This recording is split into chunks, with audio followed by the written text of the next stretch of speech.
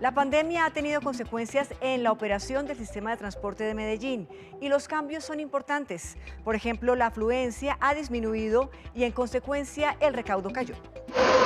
Durante muchos años el sistema de transporte público de Medellín se ha caracterizado por ser ejemplo a nivel latinoamericano. Logra integrar el metro, el tranvía, los cables aéreos y las rutas de buses que transitan en el área metropolitana.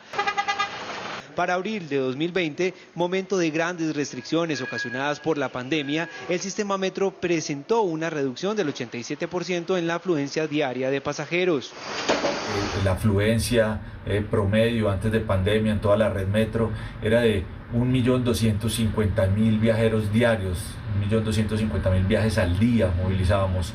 En los momentos más críticos de pandemia, cuando operábamos a un 35% autorizado de ocupación, llegamos a un 14% de ese 1.250.000. El 2 de marzo de 2020 ingresaron por taquilla del metro 1.741 millones de pesos, mientras que el 1 de abril del mismo año los ingresos fueron de 98 millones de pesos. Por otro lado, el subsistema de transporte público colectivo de pasajeros TPC, conformado por las rutas de buses que operan a nivel municipal y metropolitano, también se vio afectado, obligando a los transportadores a reducir el número de despachos.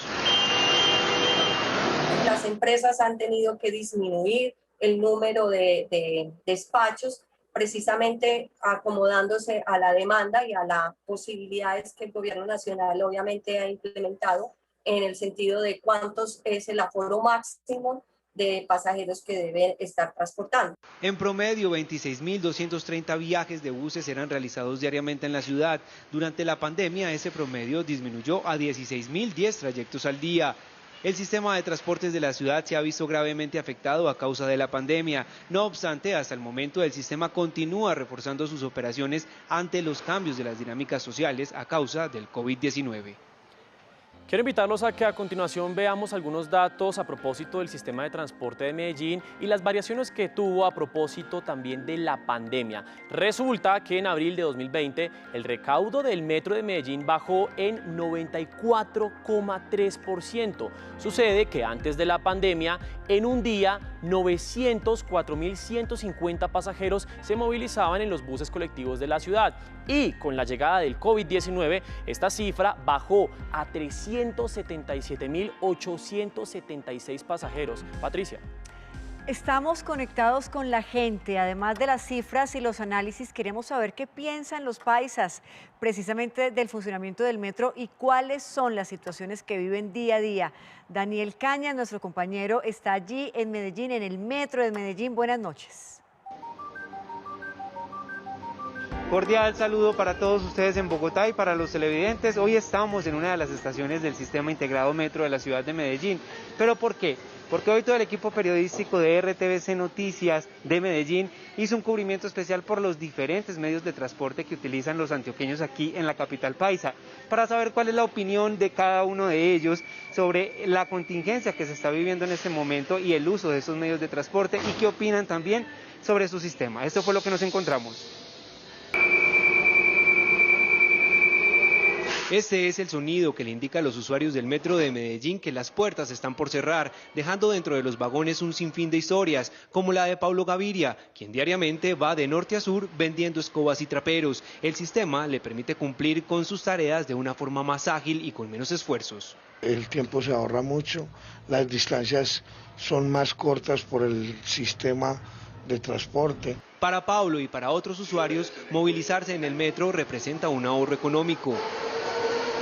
Con un solo pasaje puedo subir hasta la parte alta, que es montándome en el metro o del bus al metro y del metro al metrocable, ¿sí me entiendes? ¿Y cuánto es? Son 2.700 pesos. Más o menos 100.000 pesos en ahorro mensuales.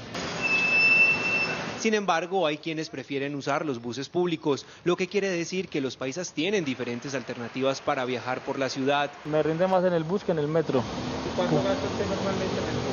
4.800 diarios. ¿Y en el metro cuánto sería, la mitad? Sí, pero me gusta más el bus. Pero por economía también uno utiliza estos buses. Aunque el metro de Medellín ha sido ojo de críticas por las aglomeraciones en pandemia, para las personas es un medio de transporte que les mejora la vida. Si usted viaja en un bus normal, ¿cuánto tiempo se demoraría hasta su casa?